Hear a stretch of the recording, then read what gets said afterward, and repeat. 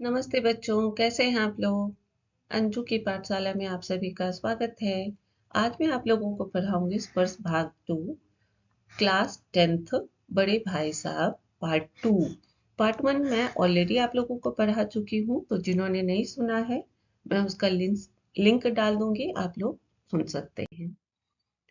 क्योंकि ये second part है इसलिए मैं रिकॉल करा देती हूँ। तो इससे पहले हम लोग क्या पढ़ चुके हैं देखिए। हम लोग पढ़ चुके हैं लेखक परिचय। इस चैप्टर के लेखक का नाम है प्रेमचंद। नेक्स्ट है बड़े भाई साहब का परिचय। तो यहाँ दो भाई हैं, यस, टू ब्रदर्स हैं। एंड टू ब्रदर्स में एक बड़ा भाई है और एक छोटा भाई है।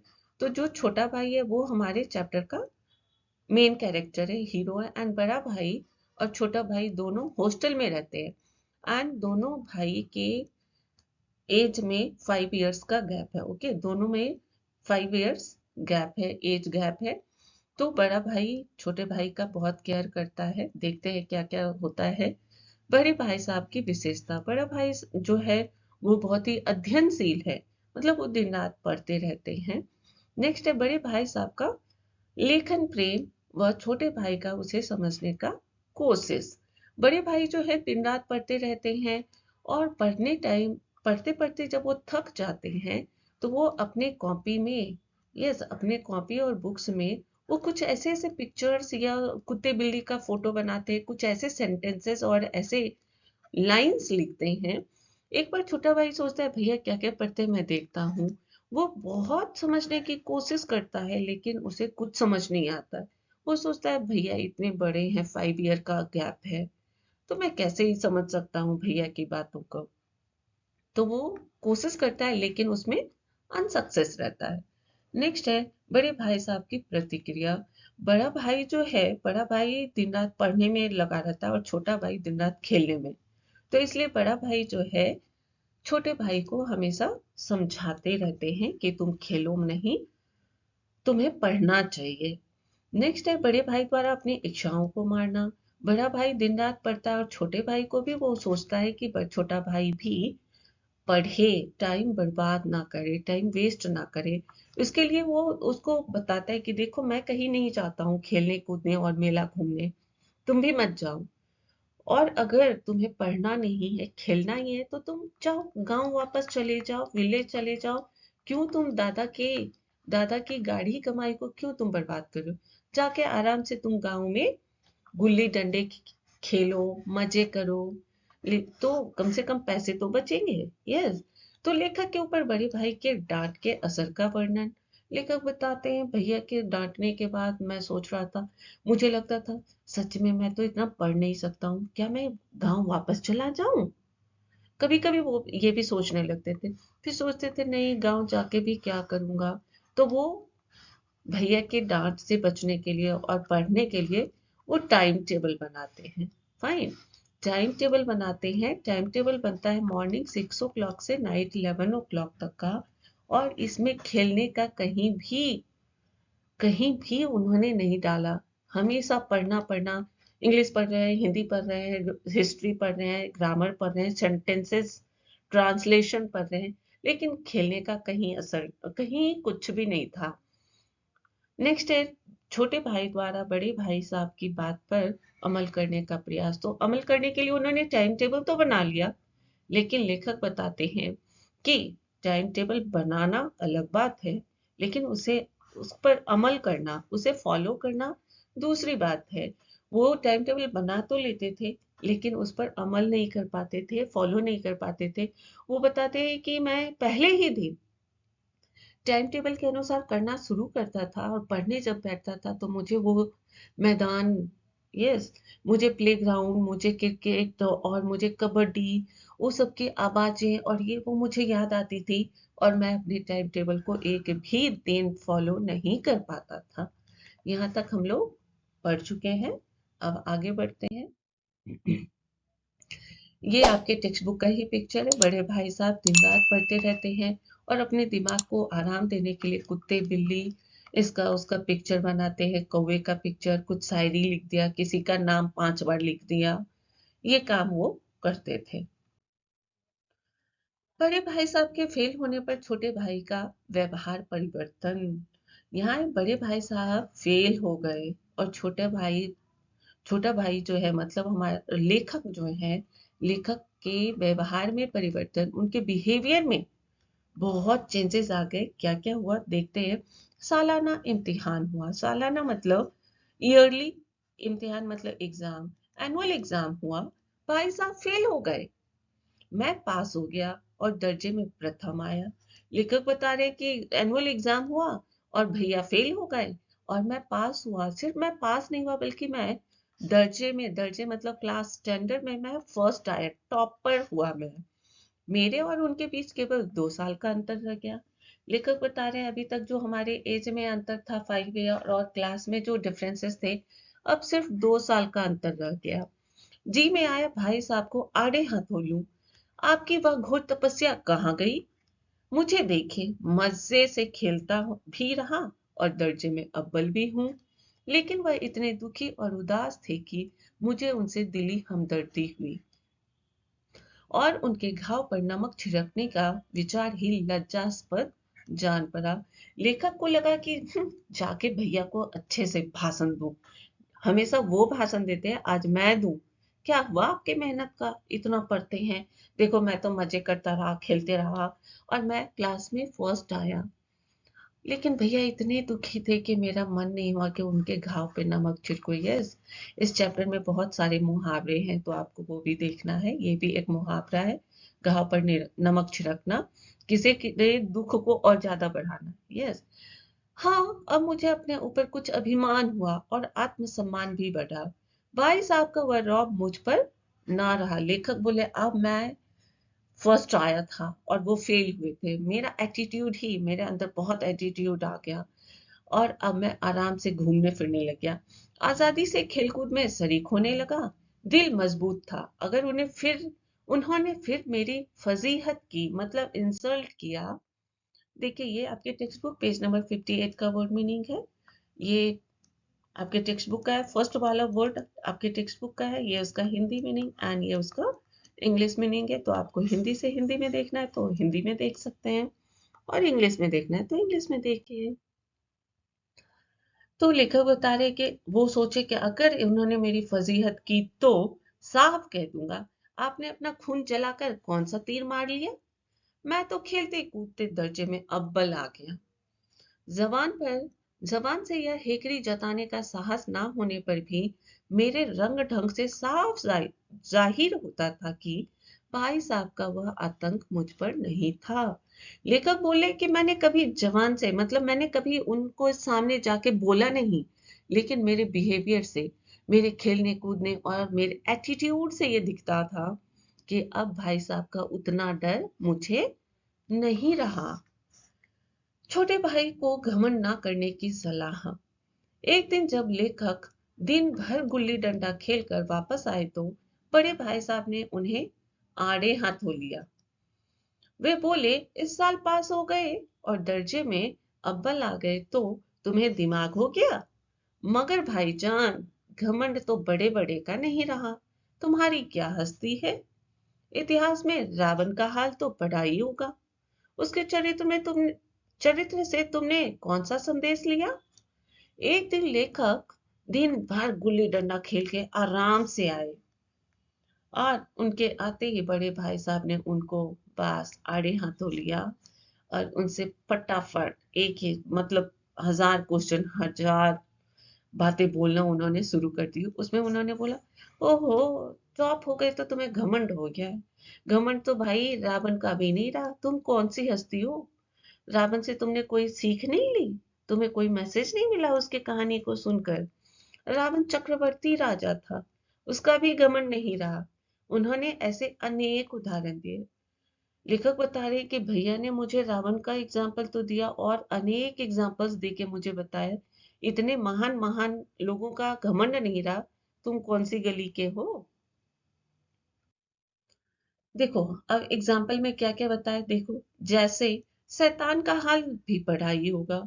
उसे यह अभिमान हुआ था कि ईश्वर का उससे बढ़कर सच्चा भक्त कोई है ही नहीं। अंत में यह हुआ कि स्वर्ग से नरक में ढकेल दिया गया सिर्फ घमंड के कारण। उसके भैया ये बता रहे हैं। सोहरुम ने भी एक बार अहंकार किया था, भीख मांग मांग कर मर गया। ये देखो, पहले रावण का एग्जाम्पल, फिर शैतान का एग्जाम्पल, फिर सोहरूम का एग्जाम्पल। ये सारे एग्जाम्पल देखकर देकर भैया सिर्फ ये बता रहे कि तुम ज्यादा अहंकार मत करो, नहीं तो अहंकार तो बड़े बड़े का नहीं रहा। तुमने तो अभी केवल एक दर्जा पास किया है और अभी से तुम्हारा सिर फिर गया, तब तो तुम आगे पढ़ चुके। भैया बोलते हैं, हाँ अभी से तो तुम्हें इतना घमंड हो गया, फिर आगे तो बच्चा तुम पढ़, आगे तुम्हारा कुछ हो नहीं सकता। यह समझ लो कि तुम अपनी मेहनत से नहीं पास हुए, अंधे के हाथ बटेर लग गई है। अंधे के हाथ बटेर लगना ये भी एक मुहावरा है। मतलब जो जितना कैपेबल नहीं है उसके कैपेसिटी और उसके पावर से ज्यादा उसको मिल गया। वो बोले बस वही हुआ है तुम्हारे साथ, मगर बटेर केवल एक बार हाथ लग सकती है, बार बार नहीं लग सकती। भैया बोले एक बार लकली तुम पास हो गए और टॉप हो गए हो, हर बार ये लक तुम्हारा काम नहीं करने वाला है। कभी कभी गुल्ली डंडे में भी अंधा चोट निशान पड़ जाता है। वो भैया एग्जाम्पल दे रहे, तुम गुल्ली डंडा खेलते हो ना, कभी कभी ऐसे ही लग जाता है और अच्छा दूर चला जाता है, लेकिन हर बार नहीं होता है ऐसा। इससे कोई सफल खिलाड़ी नहीं हो जाता। सफल खिलाड़ी वह है जिसका कोई निशान खाली ना जाए। ये भी देखिए, आपके टेक्स्ट बुक पेज नंबर 58 का वर्ड मीनिंग है, तो आप अपने टेक्स्ट बुक में मार्क कर सकते हैं, हिंदी से हिंदी और इंग्लिश योर विश। लेकिन प्लीज पेंसिल से कीजिएगा, बड़े भैया भाषण दे रहे हैं और छोटा भाई रोने का काम कर रहा है, और क्या ही कर सकता है बेचारा, है ना। ये भी टेक्स्ट बुक, आपके टेक्स्ट बुक पेज नंबर 58 का वर्ड मीनिंग है। आगे बढ़ते हैं। भाई साहब अपनी कक्षा के कठिन पढ़ाई का वर्णन कर रहे हैं। अब भाई साहब अपने क्लास में का पढ़ाई जो है वो कितना मुश्किल है वो बता रहे। मेरे दर्जे में आओगे तो पता चलेगा, अलजबरा और ज्योमेट्री के लोहे के चने चबाने पड़ेंगे। ये भी देखिए एक मुहावरा है, लोहे के चने चबाना, बहुत कठिन कार्य करना। और इंग्लिस्तान का इतिहास पढ़ना पड़ेगा। बादशाहों का नाम याद रखना कोई आसान नहीं। आठ आठ हेनरी हो गुजरे हैं। कौन सा कांड कौन से हेनरी के समय हुआ, क्या यह याद करना आसान समझते हो। भैया बता रहे, अलजबरा पढ़ोगे, ज्योमेट्री पढ़ोगे, इंग्लिश, यस इंग्लिस्तान, उनका जब तुम इतिहास पढ़ोगे, हिस्ट्री पढ़ोगे, तब तुम्हें पता चलेगा कि कितना मुश्किल है हमारे क्लास में स्टैंडर्ड में पढ़ाई करना। एक ही नाम के तो इतने इतने, देखो आठ आठ हेनरी हो चुके, मतलब हेनरी नंबर 1 2 3 4 5। तो कौन से हेनरी के साल में, कौन से हेनरी के इसमें कौन सा कांड हुआ, कौन कौन से युद्ध हुए, या क्या अच्छा हुआ क्या बुरा हुआ, ये सब याद रखना क्या तुम्हें आसान लगता है। भैया ये पूछ रहे, एग्जाम्पल दे रहे हैं। वर्तमान शिक्षा प्रणाली पर व्यंग।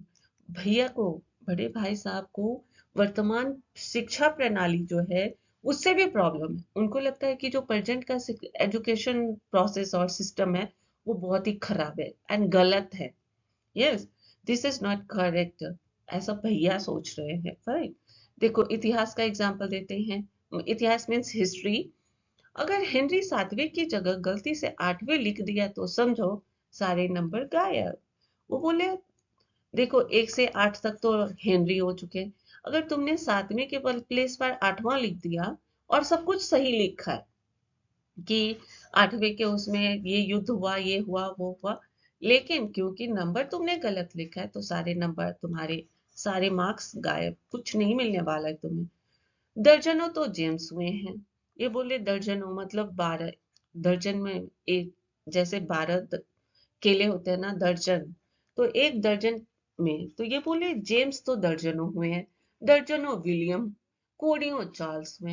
ये बोले देखो इतने इतने तो हुए हैं, दिमाग चक्कर खाने लगता है, इन भागों को नाम भी ना जुड़ते थे। ये बोले इतने इतने तो चार्ल्स विलियम और ये वो जेम्स और हेनरी हो गए हैं कि मुझे तो लगता है इन गधों को, इन अभागों, इन अनलकी पर्सन्स को नाम भी नहीं जुड़ता था, जो एक ही नाम के पीछे नंबर्स लगाते गए, एक ही नाम के पीछे दोयम सोयम चहारुम पंचुम लगाते चले गए। मुझसे पूछते तो 10 लाख नाम बता देता। भैया बोलते थे, ये अभागे लोग, अनलकी पर्सन्स, इनको ये भी नहीं, इनको नाम भी नहीं सूझता था, नाम भी नहीं याद आता था। एक ही नाम के पीछे नंबर्स लगाते जाते थे, प्रथम, द्वितीय, तृतीय, चतुर्थ। मुझसे ही पूछ लेते, मैं तो 10 लाख नाम बता देता। ये बता रहे हैं भैया छोटे भाई को। ये आपके टेक्स्ट बुक पेज नंबर 59 का वर्ड मीनिंग है। ये देखो ज्योमेट्री, और कौन से ईयर में कौन से हेनरी जेम्स और विलियम के टाइम में कौन सा युद्ध हुआ, वो सब याद रखना बहुत मुश्किल काम है। ये भैया बता रहे हैं। ज्योमेट्री, तो बस वो बोले ओ माय गॉड, ज्योमेट्री की तो तुम बात ही मत करो। खुदा की पनाह, अ ब ज की जगह ब लिख दिया, सारे नंबर कट गए। ये बोले अब बताओ तुम ब लिखो या लिखो, उल्टा कर दो, क्या ही फर्क पड़ जाता है। यस, दाल भात रोटी खाएं या भात दाल रोटी खाएं, इसमें क्या फर्क है। मगर परीक्षकों को इससे क्या मतलब। वो बोले आप बताओ ज्योमेट्री में तुमने अ ब ज के प्लेस पे ब लिख दिया, तो बस सारे नंबर देखो, सिर्फ तुमने ये से ये चेंज कर दिया, बस खत्म, तुम्हारे सारे मार्क्स गए। तो ये बोले कि अब तुम ही बताओ, दाल भात दाल रोटी खाओ, यस, राइस दाल और चपाती खाओ, या दाल राइस और चपाती, ऐसे कुछ भी मिक्स करके खाओ, खाने से मतलब है ना। लेकिन इन परीक्षकों को, इन एग्जामिनर जो एग्जाम लेते हैं, इनको कौन समझाए, इनको कुछ नहीं पता है। गणित और मैथ्स, इस रेखा पर यह लंबा गिरा दो तो आधार लंब 2 गुना हो जाएगा। तो ये बोलते हैं मैथ्स की तो और बात मत करो, इधर से लाइन उधर कर दिए, उधर से इधर कर दिए तो दुगना हो जाता है। ऐसे कैसे और क्यों पता नहीं। हिंदी, समय की पाबंदी पर एक निबंध लिखो, एक ऐसे लिखो समय की पाबंदी तक की पाबंदी पर टॉपिक है, जो 4 पन्नों से कम ना हो। ये बोले अब 4 पेज का तुम्हें ऐसे लिखना है, समय की पाबंदी, ये समय को, टाइम को कैसे यूटिलाइज करे, और वो आपका ऐसे होना चाहिए 4 पेज का। अब वो बताते, मैं तो इसे हिमाकत कहता हूँ, मैं तो इसे बेवकूफी बकवास कहता हूँ। ये तो समय की किफायत नहीं बल्कि उसका दुरुपयोग है, कि व्यर्थ में किसी बात को ठूस दिया जाए। ये बोले तुम बताओ कि समय के यूटिलाइज की बात की जा रही है, उसके लिए 4 पन्ने का तुम ऐसे लिखो। मुझे तो यही बकवास लगता है, बेवकूफी लगता है। ये समय का दुरुपयोग है या सदुपयोग है, बताओ। लेखक का बड़ा भाई बोले ये समय की किफायत नहीं है, उसको समय को यूटिलाइज नहीं कर रहे हैं बल्कि उसे वेस्ट कर रहे हैं। और एक ही बात को लिखने के लिए आप 4 पन्ना लिखो, 4 पेज लिखो, क्या बकवास है। ये टाइम की बर्बादी है। वह तो बस वही सही मानते हैं जो पुस्तकों में लिखा होता है। वे तो बस यही चाहते हैं कि लड़के एक एक अक्षर रट ले, और इसी रटन प्रणाली को शिक्षा का नाम दे रखा है। वो बोले ये टीचर्स और एग्जामिनर जो है, बस उनको तो जो बुक में लिखा है वही चाहिए एग्जाम कॉपी में। वो चाहते हैं कि जो बच्चे हैं, स्टूडेंट्स हैं, एक एक अक्षर को, वन वन वर्ड को रट ले, मेमोराइज कर ले। और इसी रटंत प्रणाली को उन्होंने शिक्षा का नाम, एजुकेशन का नाम दिया है, जो कि बहुत ही गलत है। भैया को एजुकेशन सिस्टम पे भी बहुत प्रॉब्लम है, उससे भी। ये देखिए आपके टेक्स्ट बुक पेज नंबर 59 का वर्ड मीनिंग है, भाई साहब के प्रति सहानुभूति। लेखक और भाई साहब के बीच अब केवल एक ही कक्षा का अंतर रह गया। इससे पहले स्टार्टिंग में हमने पढ़ा 2 क्लासेस का गैप था, अभी फिर से वो फेल हो गए हैं, और अब सिर्फ एक क्लास का अंतर रह गया। उसके मन में एक विचार आया कि अगर भाई साहब एक और बारी इसी कक्षा में फेल हो जाए तो वे और भाई साहब एक ही कक्षा में होंगे। छोटा भाई जो है, लेखक जो है, सोच रहा, ओह भैया 3 साल 2 साल तो फेल हो ही गए हैं, अच्छा इस बार भी फेल हो जाए ना तो हम दोनों सेम ही क्लास में आ जाएंगे, तो मजा आ जाएगा। तब मेरे ऊपर वो कुछ नहीं, तब तो वह उसे किसी भी आधार पर नहीं डांट सकते हैं, और ना ही उसकी बेइज्जती कर सकते हैं। वो सोच रहे जब हम लोग दोनों क्लासमेट हो जाएंगे, तब तो भैया मुझे कुछ नहीं कर पाएंगे, और मुझे डांट भी नहीं पाएंगे, मेरा इंसल्ट भी नहीं कर पाएंगे।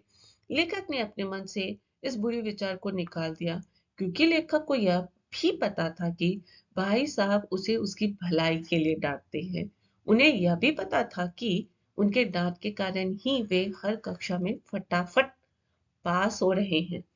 लेखक ये सोचते हैं कि भैया इस बार भी फेल हो जाए तो मजा ही आ जाएगा, हम दोनों क्लासमेट हो जाएंगे।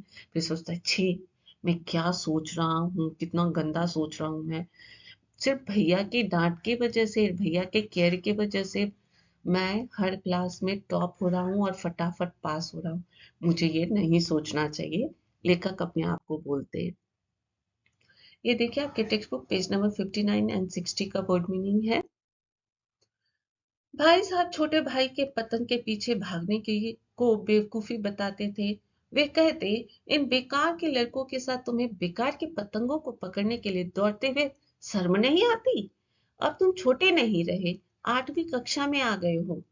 जब आप चैप्टर लाइन बाय लाइन पढ़ेंगे, वो एग्जाम्पल देते हैं कि अभी तो 8th स्टैंडर्ड थोड़ा छोटा हो गया है। जब हम लोग और हमारे दादाजी और वो लोग पर 8th स्टैंडर्ड में लोग पढ़ के जॉब ले लेते थे, और अब तुम 8th स्टैंडर्ड में आके तुम पतंगे उड़ा रहे हो।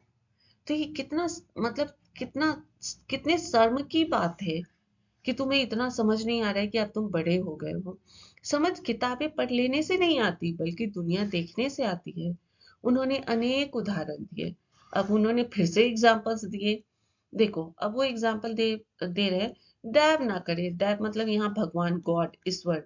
दैव ना करे आज मैं बीमार हो जाऊं तो तुम्हारे हाथ पांव फूल जाएंगे। दादा को तार देने के सिवा तुम्हें और कुछ ना सूझेगा। लेकिन तुम्हारी जगह दादा हो तो किसी को ताड़ ना दे, ना घबराए, ना बदहवास हो। पहले खुद मरहज पहले खुद मरज पहचान कर इलाज करेंगे। उसमें सफल ना हुए तो किसी डॉक्टर को बुलाएंगे। बीमारी तो खैर बड़ी चीज है। लेखक का बड़ा भाई जो है उनको एग्जाम्पल देता है। तुम सोच लो कि आज मैं बीमार हो जाऊं तो तुम परेशान हो जाओगे, और तुम्हें दादा को पत्र लिखने के लेटर लिखने के अलावा तुम्हें कुछ नहीं सूझेगा। लेकिन अगर दादाजी हमारे प्लेस पे हो तो वो खुद ही किसी को कोई लेटर वेटर नहीं डालेंगे, सारा इलाज वलाज ये वो सब वो खुद कर लेंगे। ये एक्सपीरियंस की बात है, ये एक्सपीरियंस से आता है। सिर्फ क्लास में टॉप होने से ये सब नहीं होता है। वो आगे बोलते हैं, हम तुम तो इतना भी नहीं जानते कि महीने भर का खर्च महीना भर कैसे चले। भैया ये भी एग्जाम्पल देते हैं कि तुम और हम देखो, हॉस्टल में रहते हैं, एक महीने में हमारा कितना खर्च होगा और हम कैसे खर्च करें कि पूरा महीना हमारा पैसा चले, हम दोनों को तो ये भी नहीं पता है। ये देखिए आपके टेक्स्ट बुक पेज नंबर 60 का वर्ड मीनिंग है। जो कुछ दादा भेजते हैं उसे हम 20-22 तक खर्च कर डालते हैं और फिर पैसे पैसे को मोहताज हो जाते हैं। वो बोलते हैं कि देखो, जो भी पैसा दादाजी हमें गांव से भेजते हैं, हम लोग 20-22, यस, 20 और 22 के बीच में ही 20-22 तक ही हम लोग सारा पैसा खर्च कर देते हैं। उसके बाद हम लोग जो हमारे एक सप्ताह 10 दिन बचता है, कितनी मुश्किल से हम लोग गुजारते हैं। नाश्ता बंद हो जाता है, धोबी और नाई, यस, वॉशरमैन, और जो बाल कटिंग करता है, उन सब से हम लोग मुंह चुराने लगते हैं। लेकिन जितना आज हम और तुम खर्च कर रहे हैं, उसके आधे में दादा ने अपनी उम्र का बड़ा भाग इज्जत और नेकनामी के साथ निभाया। बोले देखो, हम लोग को इतने पैसे भेजते हैं तब भी 20-22 तक हम लोग पैसे खर्च कर देते हैं, और फिर पैसे के लिए मोहताज होते हैं। नाश्ता नहीं है, मौसम में धोबी आता है और ये वो, तो हम लोग उनसे जी चुराते हैं, छिप जाते हैं कि वो पैसा मांगेगा। लेकिन इससे आधे पैसे में दादा ने अपने लाइफ का बहुत बड़ा हिस्सा गुजार दिया और कुटुंब का पालन किया, जिसमें सब मिलकर 9 आदमी थे। वे बोले अभी हम 2 आदमी को इतना पैसा कम पड़ रहा, वो इतने पैसे में और इससे भी कम में उन्होंने फुल फैमिली को बहुत ही अच्छे से निभाया। और जिस फैमिली में कि 9 मेंबर्स थे, टोटल 9 मेंबर्स थे, फाइन। तो इतने लोगों को उन्होंने इतने इससे भी कम पैसे में अच्छे से निभाया। अपने हेडमास्टर साहब को ही देखो। अब उन्होंने सेकेंड एग्जाम्पल दिया हेडमास्टर का, एचएम का। एमए है कि एमए है कि नहीं, और यहाँ के एमए नहीं, ऑक्सफोर्ड के, 1000 रुपये पाते हैं। वो बोले देखो हमारे हेडमास्टर साहब को, वो एमए है ना, पता है ना तुम्हें, वो भी यहाँ के नहीं, भारत के, इंडिया के नहीं, ऑक्सफोर्ड यूनिवर्सिटी के हैं।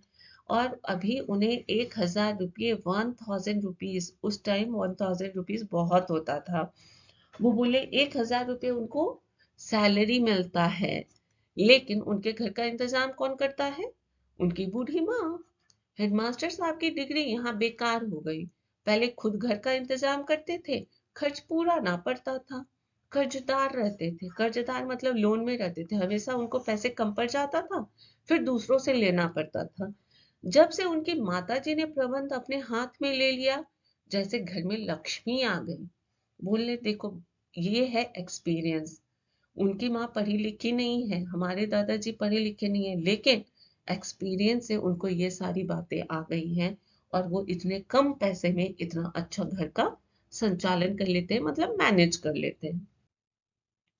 तो भाईजान, यह गरुड़ जो है, यस, दिल से निकाल डालो कि तुम मेरे समीप आ गए हो और अब स्वतंत्र हो। मेरे देखते तुम बेराह ना चल पाओगे।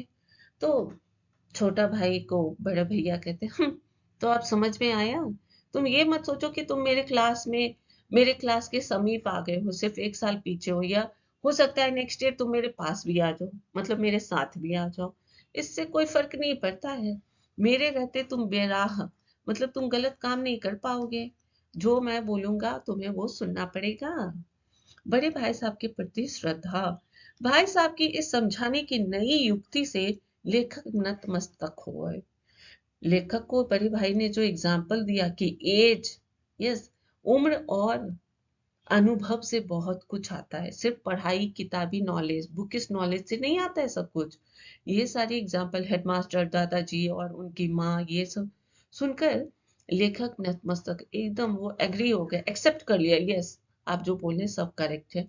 मुझे आज सचमुच अपनी लघुता का अनुभव हुआ और भाई साहब के प्रति मेरे मन का में श्रद्धा उत्पन्न हुई। मैंने सजल आंखों से कहा, हरगिज नहीं, आप जो कुछ फरमा रहे हैं वह बिल्कुल सच है और आपको उसके कहने का अधिकार है। लेखक उसको एक्सेप्ट करते हैं एंड भैया को बोलते हैं, यस, आप जो भी बोले सब करेक्ट है और मैं सब कुछ मानता हूँ, और आप जो बोले एकदम बिल्कुल सच है, और आपको कहने का अधिकार है, आपको राइट्स मिले हुए हैं बाय बर्थ। यस, आप मुझसे बड़े हैं तो बाय बर्थ ही आपको ये अधिकार मिला हुआ है। भाई साहब ने मुझे गले से लगा लिया और बोले, मैं कनकौवे, कनकौवे मतलब काइट, यस, आप लोग भी उड़ाते होंगे, उड़ाते नहीं उड़ाते हैं, यस। तो ये बोले, मैं कनकौवे उड़ाने को मना नहीं करता, मेरा भी जी ललचाता है, लेकिन करूं क्या, खुद बेराह चलूं। लेखक का भाई बोलता है, मैं कनकौवे काइट सुनाने से तुम्हें मना नहीं करता हूँ, मेरा भी मन करता है, लेकिन मैं क्या करूं, मैं खुद बेराह चलूं। देखो, ये आपके टेक्स्ट बुक पेज नंबर 60 का वर्ड मीनिंग है। लेखक का भाई कहता है कि मैं खुद बेराह, मतलब मैं गलत रास्ते पर चलूंगा, मैं क्रिकेट खेलूंगा, कबड्डी खेलूंगा, पतंगे उड़ाऊंगा, तो मैं तुम्हें कैसे बोलूंगा? ये बेराह चलूं तो तुम्हारी रक्षा कैसे करूं? मैं खुद गलत काम करूंगा तो तुम्हें कैसे मना करूंगा? यह कर्तव्य भी मेरे सिर है। वो बोलते हैं कि ये रिस्पॉन्सिबिलिटी मेरे ऊपर है, इसलिए मैं नहीं करता हूं, ताकि मैं तुम्हें समझा पाऊं, तुम्हें कंट्रोल कर पाऊं। संयोग से उसी वक्त एक कटा हुआ कनकौवा, कनकौवा मतलब काइट, हमारे ऊपर से गुजरा। उसकी डोर लटक रही थी, उसकी डोर लटक रही थी। लड़कों का एक गोल, गोल मतलब यहाँ ग्रुप हुआ, झुंड, यस, पीछे पीछे दौड़ा चला आता था।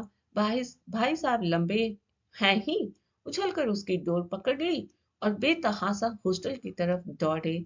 मैं पीछे पीछे दौड़ रहा था। लेखक बोल रहे कि ये जब ये सब समझा रहे थे, तभी उनके ऊपर से एक काइट गया, और लेखक का भाई जो है बड़ा भाई, उसके डोर को पकड़ लिया और हॉस्टल की तरफ बेतहासा बहुत तेजी के साथ दौड़ने लग गए। ये आपके टेक्स्ट बुक का पिक्चर है, ये लेखक का बड़ा भाई है और लेखक है, एंड ये फुल ग्रुप जो कनकौवे उड़ा रहा था। ये आपके टेक्स्ट बुक पेज नंबर 61 का वर्ड मीनिंग है। ये देखिए, लेखक और उनके भाई जो है, लेखक का भाई उनको डांट रहा है, कहीं थोड़े प्यार से, कहीं अच्छे से, थोड़े गुस्से से वो डांटते रहते थे। लेखक उनसे जी चुराता था। दरवाजा खोलना है तो भैया है कि नहीं, सोए हैं तो फटाफट से घुस गए। इस तरह से हमेशा दोनों भाई में चलता रहता था। ये आपके text book page number 61, 62 and 63 का फुल मीनिंग है। तो स्टार्टिंग के 61 है, फिर 62 एंड 63 है। आप लोग देख के मार्क कर लीजिएगा। मुझे लगता है चैप्टर आप लोगों को समझ आ गया होगा। तो now activity time. First question है, लेखक और उनके बड़े भाई कहाँ रहते थे? घर पर रहते थे, गांव में रहते थे, और छात्रावास में रहते थे। यस, मैंने क्या बताया था? Yes, very good. छात्रावास में रहते थे मीन्स हॉस्टल में रहते थे, घर और गांव में नहीं रहते थे। बड़े भाई साहब ने छोटे भाई पर रोक जमाने के लिए किस बात की दुहाई दी थी? ये कौन सी बात बोली थी? अपने अनुभव व आयु की, चित्र बनाने के कला का, और पढ़ाई, अपने पढ़ाई की। उन्होंने क्या बोला था कि तुम जो घमंड कर रहे हो उसके लिए क्या चाहिए? याद है आपको? अपने अनुभव और आयु। उन्होंने बोला था अनुभव और आयु, एज। एज और एक्सपीरियंस बहुत बड़ी चीज है। इसके लिए उन्होंने एग्जाम्पल दिया था अपने दादाजी का और हेडमास्टर का। यस, तो ए इज करेक्ट आंसर। नेक्स्ट है, लेखक को कौन सा काम बहुत कठिन और असंभव जान पड़ता था? कौन सा काम सबसे ज्यादा मुश्किल था उनके लिए? दिन रात खेलना कूदना, दिन रात पढ़ाई करना, और उपयुक्त सभी। उपयुक्त सभी means A and B both are correct answers. Yes, very good. B is correct answer. यहाँ है असंभव, मतलब कौन सा इम्पॉसिबल लगता था। दिन रात खेलना कूदना तो वो करते ही रहते थे। यस, पढ़ाई करना उनके लिए मुश्किल था। नेक्स्ट है, बड़े भाई वर्तमान शिक्षा प्रणाली के विरुद्ध क्यों थे? उसके विरुद्ध क्यों थे? किताबी कीड़ा बनाती है, वो बोलते थे कि ये किताबी कीड़ा बना रही है, ये एजुकेशन सिस्टम वास्तविकता से दूर है। हेनरी फेनरी ज्योमेट्री ये वो और हिस्ट्री कुछ भी पढ़ के हमारी लाइफ से क्या मतलब है इस पढ़ाई का। और उपयुक्त सभी। तो कौन सा होगा करेक्ट? ये सी इज करेक्ट आंसर। क्योंकि वो ये सब बातें कहते थे कि रट्टा मार लो, ये कर लो, ये कर लो। इससे हमारी लाइफ में क्या यूज है? कुछ भी नहीं। तो सी इज करेक्ट आंसर। नेक्स्ट है, कहानी के अंत में बड़े भाई डैश लेकर हॉस्टल की तरफ दौड़े। लास्ट में कहानी के एंडिंग में बड़ा भाई क्या लेकर हॉस्टल की तरफ दौड़ा? चिट्ठी, कनकौवा और डंडा। यस, डंडा लेके दौड़ा था छोटे भाई की तरफ। नहीं, बी इज करेक्ट आंसर। कनकौवा मीन्स काइट। यस, काइट लेके, उसका मैंने पिक्चर भी देखा है, तो काइट लेके वो दौड़े थे। एंड आज के लिए इतना ही। Thank you, bye. मिलते हैं नेक्स्ट वीडियो में।